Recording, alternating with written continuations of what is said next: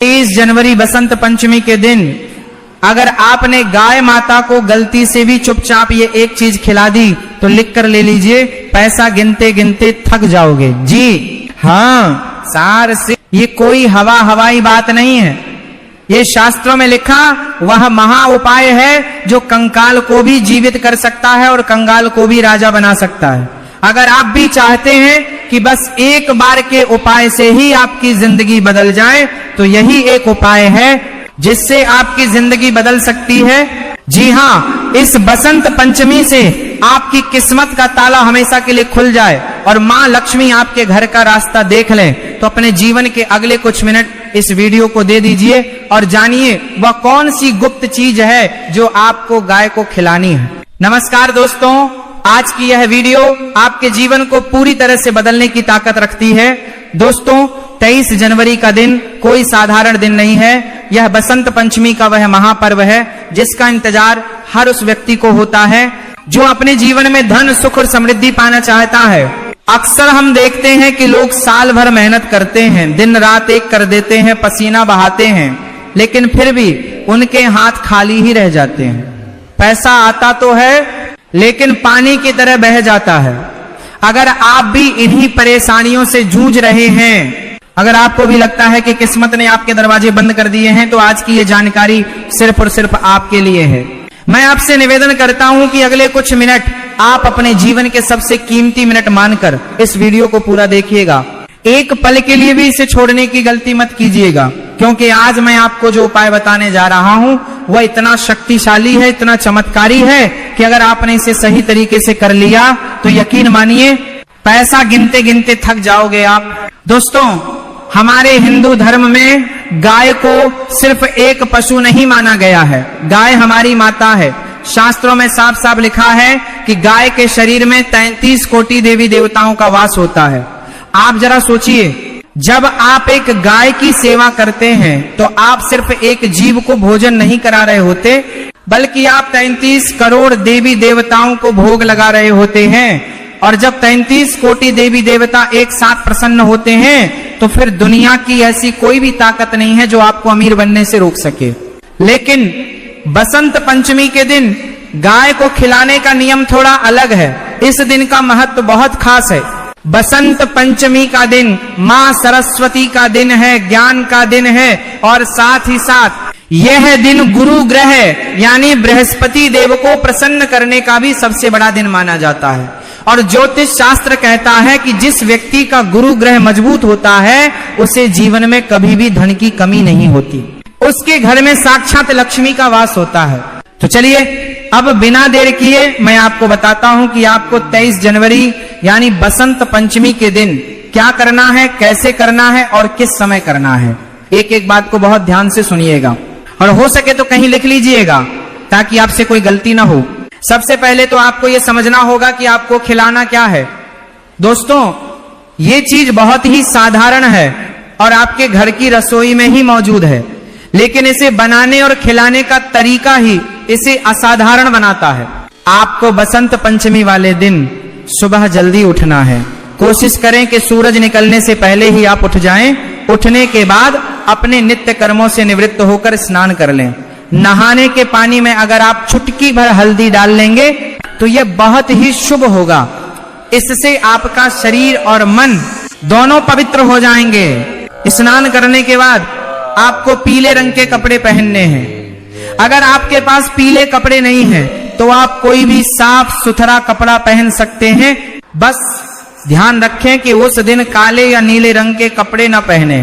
पीला रंग भगवान विष्णु और देवगुरु बृहस्पति को बहुत प्रिय है और यह रंग आपकी किस्मत को चमकाने की ताकत रखता है। अब आपको अपनी रसोई में जाना है, वहां आपको एक रोटी बनानी है। ध्यान रहे, ये रोटी आपके घर में बनने वाली सबसे पहली रोटी होनी चाहिए। जब आप आटा गूंथें तो उसमें थोड़ी सी हल्दी और थोड़ा सा गुड़ मिला लें। जी हाँ, आटे में ही आपको यह मिलाना है और फिर उस आटे की एक सुंदर सी रोटी बना लें। रोटी बनाने के बाद अब आपको एक और खास चीज तैयार करनी है। आपको एक रात पहले यानी 22 जनवरी की रात को ही थोड़ी सी चने की दाल पानी में भिगोकर रख देनी है। सुबह तक वह दाल अच्छी तरह से फूल जाएगी। बसंत पंचमी की सुबह उस भीगी हुई चने की दाल को लें और उसमें थोड़ा सा गुड़ और मिला लें। अब आपके पास दो चीजें हैं, एक तो हल्दी और गुड़ वाली रोटी और दूसरी वो भीगी हुई चने की दाल। अब आपको उस रोटी के ऊपर थोड़ा सा देसी घी लगाना है। देसी घी शुक्र ग्रह का प्रतीक है जो जीवन में सुख और ऐश्वर्य लाता है। घी लगाने के बाद उस रोटी पर वह भीगी हुई चने की दाल और गुड़ रख दें। अब ये जो सामग्री आपके हाथ में तैयार हुई है, ये कोई मामूली भोजन नहीं है, ये एक ऐसा महाप्रसाद है जो आपकी सोई हुई किस्मत को जगा सकता है। अब आता है इस उपाय का सबसे महत्वपूर्ण हिस्सा। आपको यह रोटी लेकर किसी गाय माता के पास जाना है, लेकिन यहां पर आपको एक बहुत ही कड़े नियम का पालन करना है और वह नियम है मौन। जी हां, जब आप यह रोटी लेकर घर से निकले तो आपको रास्ते में किसी से भी बात नहीं करनी है, एकदम चुपचाप जाना है। चाहे कोई आपको आवाज भी दे तो भी आपको रुकना नहीं है, बोलना नहीं है, बस अपने मन में अपनी मनोकामना को दोहराते रहना है। टाइटल में भी आपने पढ़ा होगा चुपचाप, यह शब्द इसलिए लिखा गया है क्योंकि गुप्त दान और गुप्त उपाय का फल 1000 गुना ज्यादा मिलता है। जब हम ढिंढोरा पीटकर कोई काम करते हैं तो उसकी ऊर्जा कम हो जाती है, इसलिए आपको यह काम बिल्कुल खामोशी से करना है। जब आप गाय माता के पास पहुंच जाएं तो सबसे पहले उन्हें दूर से ही प्रणाम करें, उनके पैरों को मन ही मन स्पर्श करें और फिर बड़े ही प्रेम और आदर के साथ वह रोटी गाय माता को खिला दें।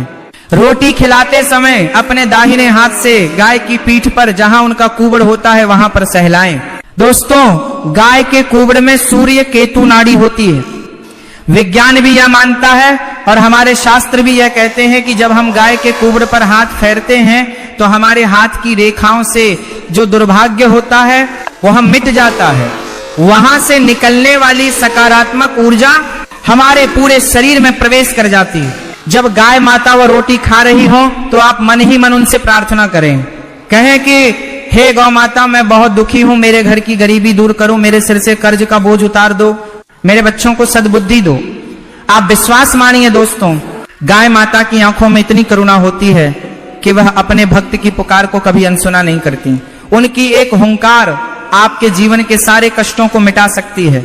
रोटी खिलाने के बाद आपको वहां से चुपचाप वापस आ जाना है। वापस आते समय भी आपको पीछे मुड़कर नहीं देखना है, सीधा अपने घर आ जाएं और हाथ मुंह धोकर अपने काम में लग जाएं। अब मैं आपको बताता हूं कि इस छोटे से उपाय से आपको क्या क्या लाभ होंगे। सबसे पहला लाभ तो यह होगा कि आपके धन के रास्ते खुल जाएंगे। अगर आपका पैसा कहीं फंसा हुआ है तो वो वापस मिल जाएगा। अगर आप नौकरी करते हैं तो आपकी तरक्की हो सकती है। अगर आप व्यापार करते हैं तो आपका मुनाफा कई गुना बढ़ जाएगा। जिस घर में गाय की सेवा होती है वहां कभी भी अन्न और धन की कमी नहीं होती। दूसरा लाभ यह होगा कि आपके घर के लड़ाई झगड़े खत्म हो जाएंगे। कई बार हमारे घर में बिना किसी बात के क्लेश होता रहता है, पति पत्नी में नहीं बनती, भाई भाई में झगड़ा होता है। यह सब नकारात्मक ऊर्जा के कारण होता है। गाय को गुड़ और चने की दाल खिलाने से घर की नेगेटिविटी दूर होती है और परिवार में प्रेम बढ़ता है। तीसरा लाभ जो बहुत ही महत्वपूर्ण है वह है ग्रह दोषों से मुक्ति।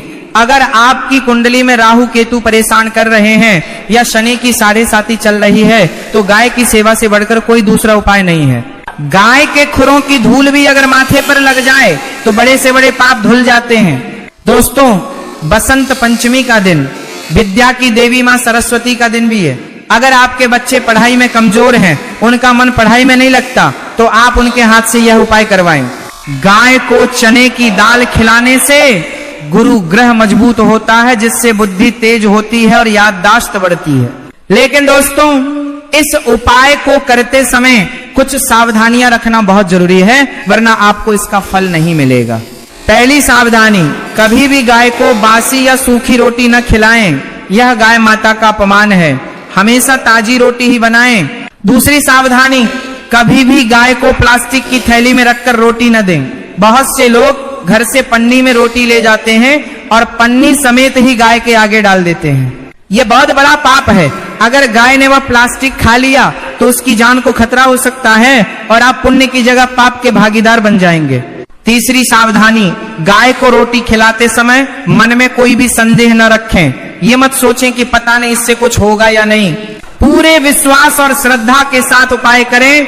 ईश्वर उन्हीं की मदद करते हैं जिनका विश्वास पक्का होता है। एक छोटी सी कहानी आपको सुनाता हूं, जिससे आपको समझ आएगा कि विश्वास में कितनी ताकत होती है। एक बार एक बहुत ही गरीब आदमी था, उसके पास रहने को ठीक से घर भी नहीं था। वह रोज मंदिर के बाहर भीख मांगता था। एक दिन उसने देखा कि एक सेठ जी अपनी चमचमाती गाड़ी से उतरे और उन्होंने पास खड़ी एक गाय को बड़े प्यार से गुड़ और रोटी खिलाई। उस गरीब आदमी ने सेठ जी से पूछा, सेठ जी आप तो इतने अमीर हैं, फिर आप ये सब क्यों कर रहे हैं? सेठ जी मुस्कुराए और बोले, बेटा आज मैं जो कुछ भी हूं इसी गौ माता की कृपा से हूं। एक समय था जब मेरे पास भी खाने को कुछ नहीं था, तब किसी संत ने मुझे यह उपाय बताया था। मैंने नियम बना लिया कि चाहे मैं भूखा रहूं लेकिन अपनी पहली रोटी गाय को जरूर खिलाऊंगा। और देख आज गौ माता ने मेरे भंडार भर दिए हैं। उस गरीब आदमी की आंखों में आंसू आ गए। उसने भी उसी दिन से संकल्प ले लिया, वह खुद आधा पेट खाता लेकिन कहीं से भी मांगकर गाय के लिए रोटी का इंतजाम जरूर करता। और दोस्तों चमत्कार देखिए, कुछ ही महीनों में उसे एक छोटी सी नौकरी मिल गई। धीरे धीरे उसने अपनी मेहनत और ईमानदारी से काम किया और आज वह भी एक सुखी जीवन जी रहा है। तो दोस्तों जब उस गरीब की किस्मत बदल सकती है तो आपकी क्यों नहीं? बस जरूरत है तो एक सही शुरुआत की, और वह शुरुआत करने का सबसे अच्छा मौका यह बसंत पंचमी लेकर आ रही है। दोस्तों अगर आप शहर में रहते हैं, फ्लैट में रहते हैं और आपके आसपास गाय नहीं आती तो आप क्या करें? यह सवाल बहुत से लोगों के मन में होगा। तो दोस्तों आप किसी गौशाला में जा सकते हैं, वहां जाकर आप अपने हाथों से गाय को खिला सकते हैं। अगर वह भी संभव ना हो तो आप उतनी ही कीमत का हरा चारा या पैसा किसी गौशाला में दान कर सकते हैं, लेकिन कोशिश यही करें कि साक्षात गाय को खिलाएं, क्योंकि जब गाय की जीभ आपके हाथ को स्पर्श करती है तो आपकी किस्मत की लकीरें बदल जाती हैं। और हाँ एक बात और, इस दिन अपने घर में भी सात्विक माहौल रखें। 23 जनवरी को घर में मांस, मदिरा, अंडा या प्याज लहसुन का प्रयोग न करें। घर को साफ सुथरा रखें, सुबह शाम घर में दिया जलाएं, इससे लक्ष्मी जी प्रसन्न होकर आपके घर में प्रवेश करेंगी। दोस्तों जीवन बहुत छोटा है, इसी चिंताओं में मत बिताइए। हमारे शास्त्रों में हर समस्या का समाधान है, बस हमें उन पर विश्वास करके चलने की जरूरत है। 23 जनवरी का दिन आपके लिए एक सुनहरा अवसर है, इसे हाथ से मत जाने दीजिए। आप खुद महसूस करेंगे जैसे ही आप गाय को रोटी खिलाकर लौटेंगे, आपके मन में एक अजीब सी शांति होगी। आपको लगेगा जैसे आपके कंधों से कोई बहुत बड़ा बोझ उतर गया है, और यही शांति, यही सकारात्मकता आपके अच्छे दिनों की शुरुआत होगी। तो तैयार हो जाइए अपनी तकदीर बदलने के लिए। सामग्री पहले से तैयार रखिएगा, दाल भिगोना मत भूलिएगा, और सबसे जरूरी बात, चुपचाप इस बात को अपने तक ही सीमित रखिएगा जब तक कि आपका काम पूरा न हो जाए। मुझे पूरी उम्मीद है कि आप इस उपाय को जरूर करेंगे और इसका पूरा लाभ उठाएंगे। अगर आपके मन में कोई सवाल हो तो आप कमेंट करके पूछ सकते हैं, और हाँ कमेंट बॉक्स में जय गौ माता या जय मां लक्ष्मी लिखना मत भूलिएगा, इससे आपकी हाजिरी दरबार में लग जाएगी। इस वीडियो को अपने दोस्तों और रिश्तेदारों के साथ भी शेयर करें, उससे मिलता है। अगर भाव शुद्ध है, मन निर्मल है और श्रद्धा सच्ची है तो थोड़ी सी सामग्री में भी मां सरस्वती अत्यंत प्रसन्न हो जाती हैं। बसंत पंचमी के दिन ब्रह्म मुहूर्त में उठकर सबसे पहले स्नान करना चाहिए। यदि संभव हो तो गुनगुने जल में थोड़ा सा गंगा जल मिलाकर स्नान करें। स्नान के बाद स्वच्छ पीले वस्त्र धारण करें। ये आवश्यक नहीं कि वस्त्र नए हों, लेकिन स्वच्छ और श्रद्धा से पहने हुए हों। इसके बाद घर के पूजा स्थान को अच्छी तरह साफ करें। जहां मां सरस्वती को विराजमान करना है वहां पीला कपड़ा बिछाएं, क्योंकि पीला रंग स्वयं बसंत और विद्या का प्रतीक है। अब मां सरस्वती की बैठी हुई मूर्ति या चित्र को श्रद्धा से स्थापित करें। मूर्ति या चित्र के सामने दीपक जलाएं। दीपक अंधकार से प्रकाश की ओर ले जाने का प्रतीक है, ठीक वैसे ही जैसे विद्या अज्ञान से ज्ञान की ओर ले जाती है। दीपक जलाते समय मन में यह भावना रखें कि मां हमारे जीवन के अज्ञान का अंधकार दूर करें। इसके बाद सबसे पहले श्री गणेश जी का स्मरण करें। क्योंकि बिना गणेश पूजन के कोई भी पूजा पूर्ण नहीं मानी जाती। मन ही मन ओम गं गणपतये नमः का स्मरण करें और प्रार्थना करें कि यह पूजा निर्विघ्न संपन्न हो। फिर मां सरस्वती का ध्यान करें। आंखें बंद करके कल्पना करें कि श्वेत वस्त्र धारण किए, वीणा धारण किए, हंस पर विराजमान मां सरस्वती आपके सामने बैठी हैं और करुणा से आपकी ओर देख रही हैं। अब मां को पीले पुष्प अर्पित करें। इसके बाद चंदन का तिलक लगाएं, अक्षत अर्पित करें और धूप अगरबत्ती दिखाएं। धूप का धुआं वातावरण को शुद्ध करता है और मन को स्थिर करता है। इस समय घर में किसी प्रकार का शोर नहीं होना चाहिए। विशेष रूप से बच्चों को शांत भाव से पूजा में सम्मिलित करें। अब भोग की बात आती है। भक्तों, बसंत पंचमी के दिन पुआ का विशेष महत्व बताया गया है। पुआ चाहे मैदे का हो, सूजी का हो या आटे का, लेकिन श्रद्धा से बना होना चाहिए। इसके साथ मां को अबीर, धान, नारियल और विशेष रूप से बेर का भोग जरूर अर्पित करें। शास्त्रों में कहा गया है कि सरस्वती माता को बेर अत्यंत प्रिय है। जैसे गणेश जी को मोदक प्रिय है, वैसे ही सरस्वती माता को बेर प्रिय है। यदि बेर उपलब्ध हो जाए तो अवश्य अर्पित करें, भले ही 2 या 4 ही क्यों न हो। करते हैं तो घर का वातावरण सात्विक बनता है और बच्चों पर उसका गहरा प्रभाव पड़ता है। बसंत पंचमी के दिन बच्चों को शांत भाव से वंदना करवाना, उनके हाथों से माता को अर्पण कराना, उनसे अच्छे संकल्प दिलवाना और उन्हें स्नेहपूर्ण वातावरण देना विशेष फलदायी माना जाता है।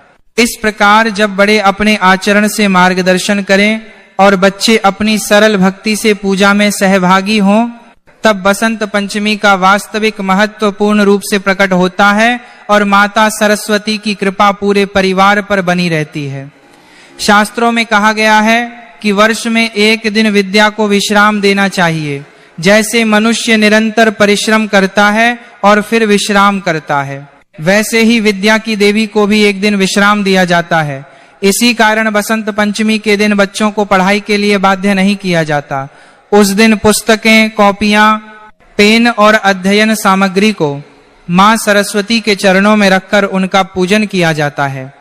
इससे विद्या का अपमान नहीं होता, बल्कि विद्या का सम्मान होता है। जो माता पिता इस रहस्य को समझ लेते हैं, उनके बच्चों की बुद्धि में अद्भुत तेज देखने को मिलता है।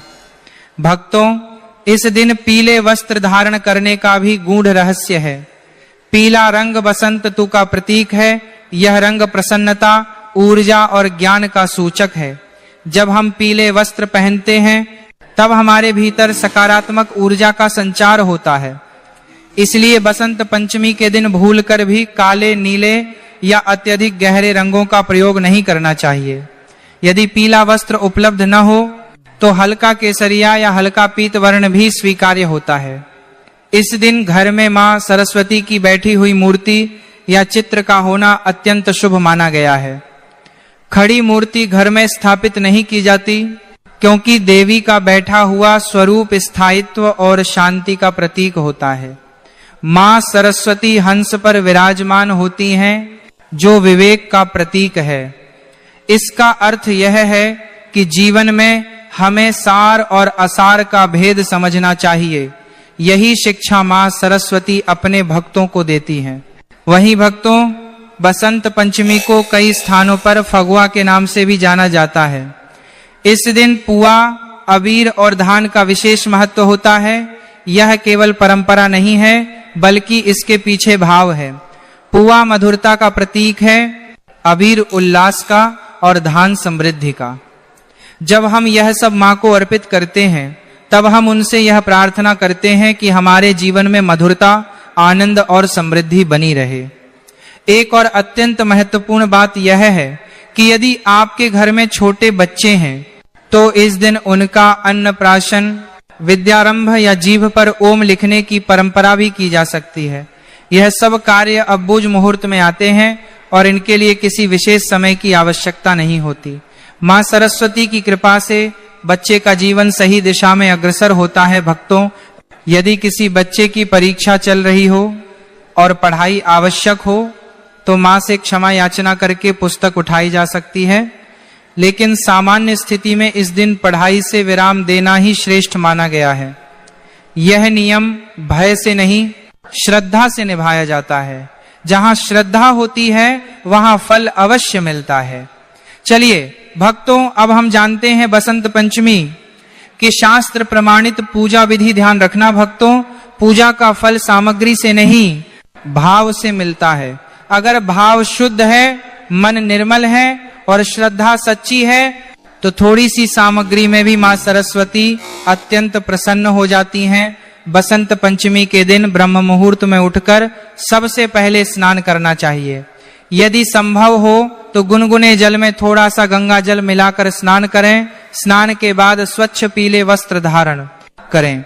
यह आवश्यक नहीं कि वस्त्र नए हों, लेकिन स्वच्छ और श्रद्धा से पहने हुए हों। इसके बाद घर के पूजा स्थान को अच्छी तरह साफ करें। जहां मां सरस्वती को विराजमान करना है वहां पीला कपड़ा बिछाएं, क्योंकि पीला रंग स्वयं बसंत और विद्या का प्रतीक है। अब मां सरस्वती की बैठी हुई मूर्ति या चित्र को श्रद्धा से स्थापित करें। मूर्ति या चित्र के सामने दीपक जलाएं। दीपक अंधकार से प्रकाश की ओर ले जाने का प्रतीक है, ठीक वैसे ही जैसे विद्या अज्ञान से ज्ञान की ओर ले जाती है। दीपक जलाते समय मन में यह भावना रखें कि मां हमारे जीवन के अज्ञान का अंधकार दूर करें।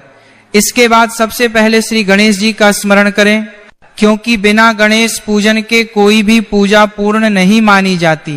मन ही मन ओम गंग गणपतये नमः का स्मरण करें और प्रार्थना करें कि यह पूजा निर्विघ्न संपन्न हो। फिर मां सरस्वती का ध्यान करें। आंखें बंद करके कल्पना करें कि श्वेत वस्त्र धारण किए, वीणा धारण किए, हंस पर विराजमान मां सरस्वती आपके सामने बैठी हैं और करुणा से आपकी ओर देख रही हैं। अब मां को पीले पुष्प अर्पित करें। इसके बाद चंदन का तिलक लगाएं, अक्षत अर्पित करें और धूप अगरबत्ती दिखाएं। धूप का धुआं वातावरण को शुद्ध करता है और मन को स्थिर करता है। इस समय घर में किसी प्रकार का शोर नहीं होना चाहिए। विशेष रूप से बच्चों को शांत भाव से पूजा में सम्मिलित करें। अब भोग की बात आती है। भक्तों, बसंत पंचमी के दिन पुआ का विशेष महत्व बताया गया है। पुआ चाहे मैदे का हो, सूजी का हो या आटे का, लेकिन श्रद्धा से बना होना चाहिए। इसके साथ मां को अबीर, धान, नारियल और विशेष रूप से बेर का भोग जरूर अर्पित करें। शास्त्रों में कहा गया है कि सरस्वती माता को बेर अत्यंत प्रिय है। जैसे गणेश जी को मोदक प्रिय है, वैसे ही सरस्वती माता को बेर प्रिय है। यदि बेर उपलब्ध हो जाए तो अवश्य अर्पित करें, भले ही 2 या 4 ही क्यों न हो। इसके बाद बच्चों की पुस्तकें, कॉपियां, पेन, पेंसिल और यदि कोई वाद्य यंत्र हो तो उसे भी मां के चरणों में रखें। यह केवल एक परंपरा नहीं है, बल्कि यह भाव है कि हम अपनी विद्या, अपनी कला और अपनी बुद्धि मां को समर्पित कर रहे हैं। बच्चों से ही यह सब करवाना श्रेष्ठ माना गया है, क्योंकि यह पर्व उन्हीं का है। अब मां सरस्वती के मंत्र का जाप करें। ओम ऐ सरस्वते नमः। इस मंत्र का जाप जितना हो सके उतना करें। यह बीज मंत्र है और बुद्धि को जागृत करता है। जाप करते समय आंखें बंद रखें और मन को स्थिर रखें। कोई जल्दबाजी न करें। यह समय मां से संवाद का समय है। इसके बाद सरस्वती वंदना या कोई भी स्तुति श्रद्धा से करें। स्वर मधुर हो या न हो, इससे फर्क नहीं पड़ता, भाव शुद्ध होना चाहिए। मां सरस्वती भाव की देवी हैं। जब आप हाथ जोड़कर उनसे अपने बच्चों के उज्जवल भविष्य की प्रार्थना करते हैं तो वह प्रार्थना कभी व्यर्थ नहीं जाती। पूजा के बाद मां की आरती करें। आरती के समय सभी घर वाले एकत्र हों। बच्चों को आगे रखें। आरती के बाद प्रसाद वितरित करें। ध्यान रखें कि प्रसाद सबसे पहले बच्चों को ही मिले, क्योंकि यही इस पर्व का वास्तविक उद्देश्य है। अब बात करते हैं उन कार्यों की जो बसंत पंचमी के दिन आपको भूलवश भी नहीं करनी चाहिए, क्योंकि इन कार्यों को करने से माता सरस्वती आपसे बेहद रुष्ट हो सकती हैं। इस दिन बच्चों को डांटना नहीं चाहिए, उन्हें पढ़ाई के लिए मजबूर नहीं करना चाहिए। यह दिन विद्या को विश्राम देने का दिन है। पुस्तकें पूजा के बाद सम्मान से एक स्थान पर रखी जानी चाहिए। उन्हें जमीन पर नहीं फेंकना चाहिए। किसी भी प्रकार की नकारात्मक बात, झगड़ा या अपशब्दों से बचना चाहिए। का सम्मान होता है। जो माता पिता इस रहस्य को समझ लेते हैं उनके बच्चों की बुद्धि में अद्भुत तेज देखने को मिलता है। भक्तों, इस दिन पीले वस्त्र धारण करने का भी गूढ़ रहस्य है। पीला रंग बसंत ऋतु का प्रतीक है। यह रंग प्रसन्नता, ऊर्जा और ज्ञान का सूचक है। जब हम पीले वस्त्र पहनते हैं तब हमारे भीतर सकारात्मक ऊर्जा का संचार होता है। इसलिए बसंत पंचमी के दिन भूलकर भी काले, नीले या अत्यधिक गहरे रंगों का प्रयोग नहीं करना चाहिए। यदि पीला वस्त्र उपलब्ध न हो तो हल्का केसरिया या हल्का पीत वर्ण भी स्वीकार्य होता है। इस दिन घर में मां सरस्वती की बैठी हुई मूर्ति या चित्र का होना अत्यंत शुभ माना गया है। खड़ी मूर्ति घर में स्थापित नहीं की जाती, क्योंकि देवी का बैठा हुआ स्वरूप स्थायित्व और शांति का प्रतीक होता है। मां सरस्वती हंस पर विराजमान होती हैं, जो विवेक का प्रतीक है। इसका अर्थ यह है कि जीवन में हमें सार और असार का भेद समझना चाहिए। यही शिक्षा मां सरस्वती अपने भक्तों को देती हैं। वहीं भक्तों, बसंत पंचमी को कई स्थानों पर फगुआ के नाम से भी जाना जाता है। इस दिन पुआ, अबीर और धान का विशेष महत्व होता है। यह केवल परंपरा नहीं है, बल्कि इसके पीछे भाव है। पुआ मधुरता का प्रतीक है, अबीर उल्लास का और धान समृद्धि का। जब हम यह सब मां को अर्पित करते हैं तब हम उनसे यह प्रार्थना करते हैं कि हमारे जीवन में मधुरता, आनंद और समृद्धि बनी रहे। एक और अत्यंत महत्वपूर्ण बात यह है कि यदि आपके घर में छोटे बच्चे हैं तो इस दिन उनका अन्नप्राशन, विद्यारंभ या जीभ पर ओम लिखने की परंपरा भी की जा सकती है।